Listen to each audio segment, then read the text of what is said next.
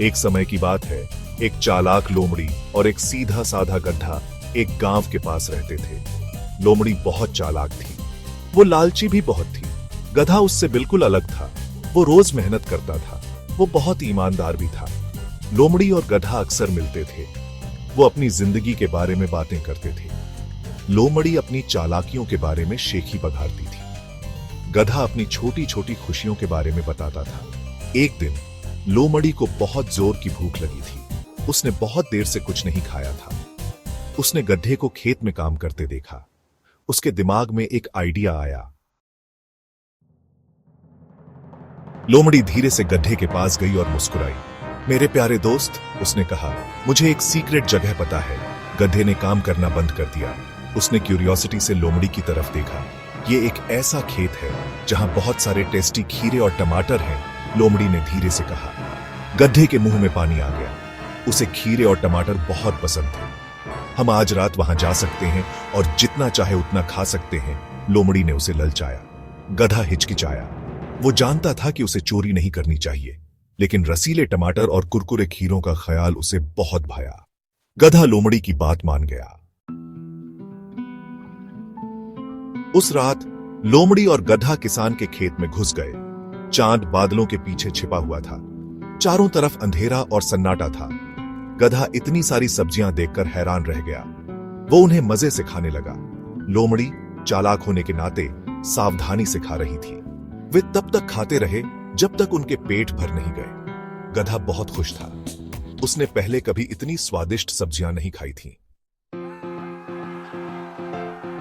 खुश और संतुष्ट महसूस करते हुए गधा अपनी खुशी जाहिर करना चाहता था। मेरा गाने का मन कर रहा है, उसने लोमड़ी से कहा। लोमड़ी के कान खड़े हो गए। ऐसा मत सोचना भी, उसने फुफकारी। तुम किसान को जगा दोगे, लेकिन मैं बहुत खुश हूं, गधे ने कहा। मेरा दिल खुशी से फूला नहीं समा रहा है। वो अब और नहीं रुक सका। गधे ने गहरी सांस ली और गाना शुरू कर दिया। उसकी आवाज शांत रात में गूंज उठी। ही हां, वो बेसुरा गाना गा रहा था। लोमड़ी दूर से फार्म हाउस को देखकर घबरा गई। घर के अंदर एक लाइट जल उठी। यह क्या शोर है? अंदर से एक गुस्से वाली आवाज आई। किसान जाग गया था, वो अपनी लाठी लेकर घर से बाहर निकल आया। भाग 6 बाल बाल बचे। लोमड़ी बिजली की तरह अंधेरे में गायब हो गई। भागो, उसने गधे से धीरे से कहा, लेकिन बहुत देर हो चुकी थी। किसान ने गधे को अपने खेत में देख लिया। चोर, वो चिल्लाया और गधे की तरफ दौड़ा। गधा गाना गाने में इतना मग्न था कि उसे किसान की आहट सुनाई नहीं दी। वो जोर जोर से ही हां कर रहा था। भाग 7 गधे की सजा। किसान गधे के पास पहुंचा और उसे अपनी लाठी से जोर से मारा। ही हां, गधा चिल्लाया, उसे अब अपनी हालत समझ आ रही थी। गधा भागने की कोशिश करने लगा, लेकिन किसान तेज था। वो गधे को पूरे खेत में दौड़ा दौड़ा कर पीटता रहा। गधा चोटिल और दर्द से कराहता हुआ आखिरकार किसान के गुस्से से बच निकला। वो जितनी तेज भाग सकता था, भाग गया। भाग 8 लोमड़ी की हंसी।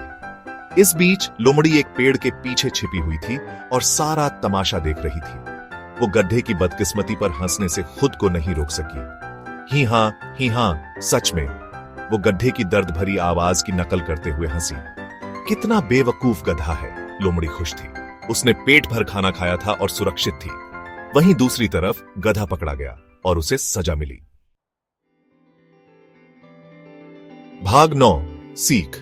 अगले दिन चोटिल और दर्द से कराहता हुआ गधा लोमड़ी के पास गया। मुझे तुम्हारी बात मान लेनी चाहिए थी, वो कराहते हुए बोला। लोमड़ी बस हंस दी। ये बात याद रखना मेरे दोस्त, उसने कहा। कभी कभी ईमानदार होने से ज्यादा चालाक होना बेहतर होता है, खासकर जब खीरे की बात हो। और इस तरह चालाक लोमड़ी दूसरों को बेवकूफ बनाती रही, जबकि गधे ने लालच के खतरों और गाने से पहले सोचने के महत्व के बारे में एक जरूरी सबक सीखा।